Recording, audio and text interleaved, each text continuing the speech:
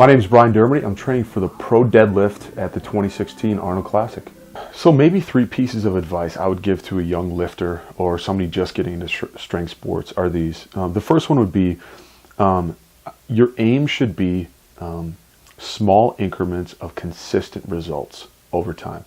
And I say that because a lot of times in strength sports we get way overzealous, and I did this earlier in my career. And instead of wanting a 5-pound increase on our squat, we want the next 30-pound increase or 50-pound increase. And that usually results in 2 things. It results in failure to get and achieve those goals, and it results in injuries because you're way overzealous. If I look back on my career right now and I would have taken the approach of, hey, let's just put 5 pounds on my squat every 3 to 6 months over a 20-year lifting career, that's a huge amount of gain on your squat. So better to leave a little bit in the tank and gain more next time out than to try to empty the tank every single time you step in the weight room. The third thing I would say is watch your volume. And you hear this from some of the most seasoned and successful lifters in the field, guys like Steve Goggins and Ed Cohen. They're saying, man, the one thing I would change, and I would change this myself as well, is do as little amount of volume as you have to get the results that you want. There's no sense in beating the crap out of your body, because what it does is it prevents you from adding pounds to your lifts in the future, and it actually cuts months or even years off your lifting career at the end of it. Make sure you do a thorough warm-up before you work out from the first day that you start lifting in a strength sport all throughout your career. 18 to 20-year-old lifters may not feel like they need a warm-up, but trust me, it will add dividends down the road. It will add years to your lifting career down the road, because your muscles and your joints and your ligaments and connective tissue won't take nearly the beating that they will as if you do a proper warm-up. So I think if I had to boil down maybe the 3 biggest factors from a leadership/motivation standpoint that lead to success in any sport, I think in no specific order, I think the first is having a sense of urgency. The number one reason that any individual, any team, any organization fails is because of complacency or a lack of urgency.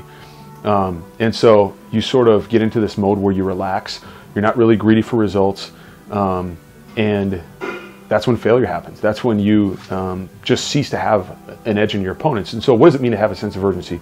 I would say it means 2 things. I would say every single day you take advantage of opportunities to reach your goals, and you remove obstacles that are going to prevent you from reaching our goals. Okay? So if you think about strength sports in particular, what would that mean? Well, if I'm walking into the weight room today and I have a heavy squat session, right, and I'm going for a 3-rep max, you get 1 shot at it. Okay, you have to approach training like you do competition. That is having a sense of urgency. If I sort of approach that set with a lax and complacent mindset and I fail on it and I say, well, I can just give it another shot, that's not going to work, right? You're going for a max triple, you're not going to get it again. So having a sense of urgency to bring your best performance when your best performance is needed, because that's how competition works, okay? The other aspect of that, like I talked about, is removing obstacles that are going to prevent you from reaching your goals. So what are some obstacles that are going to prevent you from reaching your goals? Well, maybe it's poor nutritional habits, right? Maybe it's poor sleep habits. Maybe there's some people in your life that sort of drag down your lifestyle in terms of the habits that are going to give you success. You know, it's removing those relationships from your life. So the first one is sense of urgency. The second one I would say is being a student of the game. You just have to constantly study your sport, and you have to know what the equation for success is. Most sports, especially when it comes to strength sports, are actually relatively young. I mean, you look at strongman, for instance, it's only been around for 30 or 40 years. That's not that long. So the means and the methods to succeed in that sport are constantly evolving, and you have to stay on top of what the latest and the best methods are for improving in your sport. The third thing I would say is evaluate your approach to your sport every single day. Okay? Ask yourself every single time you walk in the weight room, is what I'm going to do today the best thing today to produce the results that I want? Okay? Because recovery changes, right? Injuries change. motivation changes. Let's face it. So it's not bad to lay out a program and lay out a plan, but don't stick to it rigidly. Okay, allow yourself just some flexibility to adapt to changing circumstances in your life. There's a lot of people who can get 9 hours of sleep for a week, but can you get 9 hours of sleep for 6 months? There's a lot of people who can train hard once a week, but can you train hard 4 times a week for 6 months, right? There's a lot of people who can take in 200 grams of protein and a gallon of water and 5 cups of vegetables 1 day a week, but can you do it every single day for 6 months? You add up those habits that go into training and recovery day after day, week after week, month after month, and the cumulative effect of that is really what produces legends in your sport. You look at guys in strength sports like Brad Gillingham, for instance, Ed Cohen, Bill Kazmaier. These are guys that exercise those habits over the long haul. All right, success didn't just happen overnight. They had the discipline to be consistent with their training, their nutrition, their recovery over the long haul. So I would say just consistency of habits would be huge to success in any sport. It's really big to be a student of the game. Talked about this a little bit earlier, and I have some formal education. I have a bachelor's in exercise science. I have a master's degree in kinesiology, and then actually have another master's in theology that really doesn't have to do with strength sports, but that's my formal education. Informal education, I think, is always going into the weight room and always approaching your sport with a beginner's attitude, right? Not thinking that you have all the questions answered and that you know everything. So that may mean something as informal as coming into the gym and learning from another lifter that's competing in the same sport as you. It may mean traveling a long distance to go visit the best people in the sport that you compete in and learn from them. Just call that sort of professional development. Could be visiting people, it could be watching DVDs, it could be watching podcasts, reading articles, books, just sort of being a sponge in terms of taking information as to how you can get better in your sport. Training for the Arnold's been going pretty well. It was actually a little under a year ago that I injured my back really badly, and it just kind of took a token lift at the Arnold just to not pull out at the last second out of respect for everybody else there. But I knew things weren't right. I actually tore my SI ligaments. I tore some fascia in my lower back. I had an entrapped nerve in my back, which I still kind of have. But long story short, after some rest, some complete rest from lifting, and after just stepping back from it and just sort of trying to put together the puzzle of what's wrong with my body. From my experience as a strength coach, it's pretty easy for me to kind of look at the human body after a certain amount of time and just look at, okay, what hurts? What can I do? What can I do? Now, what's the problem? And so I kind of was able to put together a pretty good rehab program that involved a ton of deep scar tissue work in my lower back to kind of break up that scar tissue that was entrapping my nerves. Involved hundreds and hundreds and hundreds of reps of reverse hypers. It involved a lot of ground-based core training. And it just really involved starting from the ground back up. I mean, I literally started deadlifting 135 for like 50 singles in a workout. And I just had to start from the ground back up and just build the foundation back up to hopefully, we'll see an 800-pound deadlift at the Arnold. So about the first 3 months of training after I got hurt was just reprogramming my squat pattern, reprogramming my deadlift pattern, strengthening my core, making sure I maintained my mobility in certain areas that I needed that. And then things started feeling pretty good. And so I put together a training phase where I trained for deadlift nationals. That was last September. And this was going to be kind of a benchmark to whether or not I would qualify for the Arnold and whether or not I could actually do well if I qualified for the Arnold. And I was actually able to pull 766 at that meet at USAPL Deadlift National Championships, which I was ecstatic about because you go from not being able to walk without pain or get into a car without pain and possibly retiring from the sport to deadlifting 766. I was pretty happy. And I thought, man, if I can kind of start stepping on the gas pedal when it comes to training, I may be able to pull close to 800 when it comes to the Arnold. So that was in September. And then after that, I really did start hitting the gas pedal, deadlifting heavier, squatting heavier. And one of the things I did before I put together those training phases that led up to my Arnold peaking phase was just kind of look at that competition in September, USAPL Deadlift Nationals. I said, okay, what are my strengths and what are my weaknesses? And this is how I broke it down. I looked at all the muscles that are involved in deadlift. I went from upper back to lower back to glutes to hamstrings to hips and quads to grip. And I rated myself from 1 to 5 in all those areas. My hamstrings were clearly weak. My lower back and erectors were clearly weak. My glutes, upper back, and hips were pretty strong. So I knew I was in pretty good shape there. And then what I did as well is I broke the deadlift down into sort of top end or lockout, mid-range, and then push off the floor or the lower end of the workout. And I rated each of those from 1 to 5. And man, my lockout strength was not anywhere near where it used to be when I deadlifted 793. So I knew that I had to work on my lockout strength. And that's pretty logical considering my hamstrings and low back were weak. I wouldn't have great lockout strength. And so with that in mind, I set my training, and I backed off to 3 days a week training for the Arnold, just because I wanted to be as fresh as possible and to recover as good as possible for every single workout. So what that looked like was Tuesday was a heavy squat day. So that was typically some kind of explosive movement, like a weighted box jump or something like that, followed by a heavy squat. Sometimes those were max effort, sometimes they were repetition method, sometimes they were dynamic effort method, and then followed by some core, some ground-based core, some grip strength, and then always a posterior chain accessory. Like maybe it was a reverse hyper, maybe a glute ham raise, maybe a 45-degree back extension, something like that to strengthen the posterior chain. Thursday was upper body day, so it was heavy bench with heavy back, and I would alternate heavy pull-ups, so vertical pull with heavy rows or horizontal pull. And then after that, I would do a pressing assistance exercise, like maybe it was incline dumbbell press, paired up with another back movement. And then I'd do biceps and triceps after that. Saturday was heavy deadlift day. So I would go heavy deadlift first, and that was typically repetition method. I didn't really want to push the max effort stuff yet because I didn't want to take any steps backwards in terms of my back health. And what I would do is I'd really go strength off the floor on the even weeks, and then lockout or top end strength on the odd weeks. So I was making sure I was attacking sort of both phases of deadlift.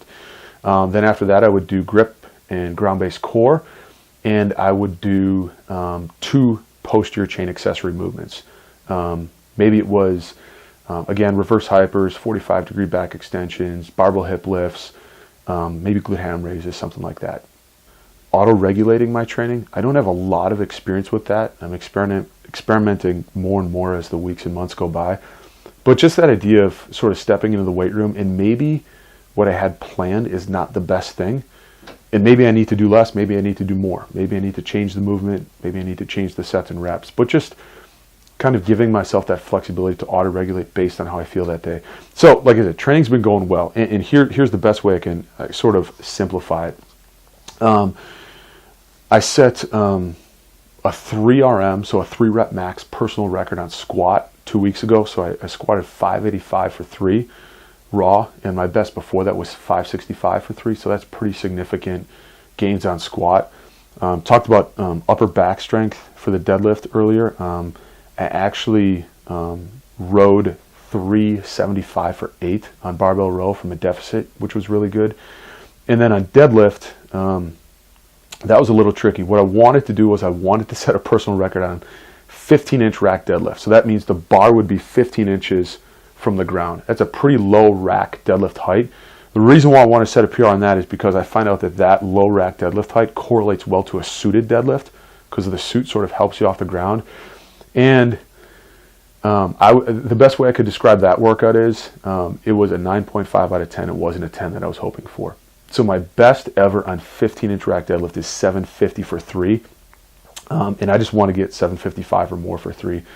And as it turned out, I wasn't quite recovered for that workout. But what it ended up being was 725 for 3, 725 for 2, 745 for 2, and then 745 for 2. So it was a really good workout. It just wasn't necessarily an all-time personal record. But I feel like my low back strength is at least equal with, if not a little bit stronger than it's ever been. So hopefully we'll get some good results March 6th.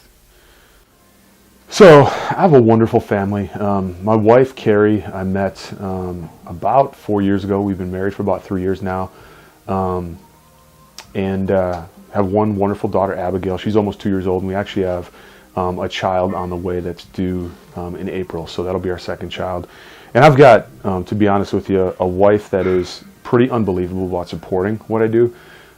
If you want to be good in a strength sport, you guys know this, it takes a lot, right? It takes a lot of passion, but also takes a lot of hours, right?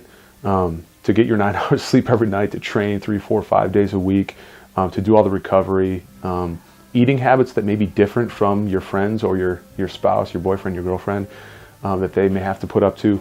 And my wife is very supportive of that. Now, there is such a thing called balance in life, right? I mean, you don't want to allow, I don't think, any one area of your life to consume you. That's not too healthy, you know. And there's two big things that are more important to me than powerlifting in life. And one is my relationship with Jesus Christ, and two is my family. And fortunately, I have a job that allows me to be pretty flexible with the hours I work. There's a certain amount of work to get done, and that usually averages out to about 8 to 10 hours a day. But it doesn't mean I have to work, 9 to 5 every day. I can work for 4 hours, I can get my workout in, and then if I have to work late or work a little bit on the weekends or work at night, and I can do that to accommodate my training. And as anybody who's married knows, it's pretty healthy, and you actually need some alone time sometimes. And kind of my alone time and my way to unwind is to hit the gym on Saturday mornings. And that's by myself, and my wife's at home kind of watching our kids. And she knows that, man, that's my alone time kind of set aside for the week. And she respects that, and I give her alone time during the week, and I'll watch the kids and clean the house and stuff. So we have a pretty healthy relationship that way. And then in terms of faith, I mean, faith isn't really something that you can compartmentalize, faith in Jesus Christ. And so you can worship Jesus Christ lifting weights, especially if powerlifting or strength sports isn't your ultimate source of hope in life, right? It's a fun thing. I thank God for giving me a passion for it. But if for some reason I wasn't able to compete in powerlifting tomorrow, it's not the end of the world, right? I mean, I'd be missing something that I think I'm really passionate about, have fun with, but it's not the end of the world. And so for that to not be sort of an end goal in itself, I think is a healthy place to be. I can put all my passion into that, into powerlifting, but at the end of the day, win or lose, it doesn't really affect my joy. I can still be happy whether I win or lose. And so, fortunately, by God's grace, I found a pretty healthy balance with powerlifting in my life. Yeah, so there's several groups of people and organizations that have supported me a lot through my powerlifting competitions. The first would be Metabolic Technologies. And they're a company out of Ames, Iowa, and they actually make 4 different products, 4 different supplements that I believe work extremely well. And they make HMB is probably the most familiar and the one that's been around the longest. And what HMB is really a metabolite of the amino acid leucine. And what it does is it drastically increases protein synthesis and decreases protein degradation. So the general concept there is the faster you can recover, the more volume, the more intensity you can train with, and the more frequently you can train. And if you can do those things, that's going to lead to more results built up over time. The second product they make is called Betator, and that's actually just a liquid form of HMB. And that's important because it gets absorbed much quicker and it gets used much more effectively in your system. And so just imagine HMB times 10, times 100, times 1,000. It works extremely well in terms of enhancing your recovery. The third product they make is a product called Peak ATP, and that's a product that just increases your ATP production in your body. So ATP is the primary metabolite that strength athletes are going to use for energy. And so taking ATP, it drastically increases your energy and your ability to sustain high energy output over a long period of time. The only thing that's dangerous about that is you feel like you can train forever. And so if you're using ATP, you actually need the HMB to recover because you feel like you can train for such a long time. And then the fourth product is just called Beta ATP, and that is actually a combination of the liquid HMB and the peak ATP. And so you get the best of both worlds in that product. But that's Metabolic Technologies. I can't thank them enough. They give me, free product, and they pay my way at competitions, which is extremely, extremely generous. I don't deserve what they do for me. The other company I'd love to thank is Titan Support Systems, and I'm not officially sponsored by them, but they've given me a ton of free gear over the years, free deadlift suits and free knee sleeves and all kinds of stuff. In my opinion, best customer service, best prices, best quality product in terms of powerlifting gear on the market. And then the third one is Optimum Nutrition, a company that probably many of you have heard of, probably most famous for their gold standard whey protein. And just like to thank Jay Jacobson, the lead guy over there. He just, again, not officially sponsored by them, but he sends me an awfully lot of free product. And again, in my opinion, some of the best supplements on the market, not just because they do what they're supposed to do, but because you know that you're not going to get any tainted supplements, any illegal stuff in their products that's going to cause you to fail a drug test. So big thanks goes to those three companies.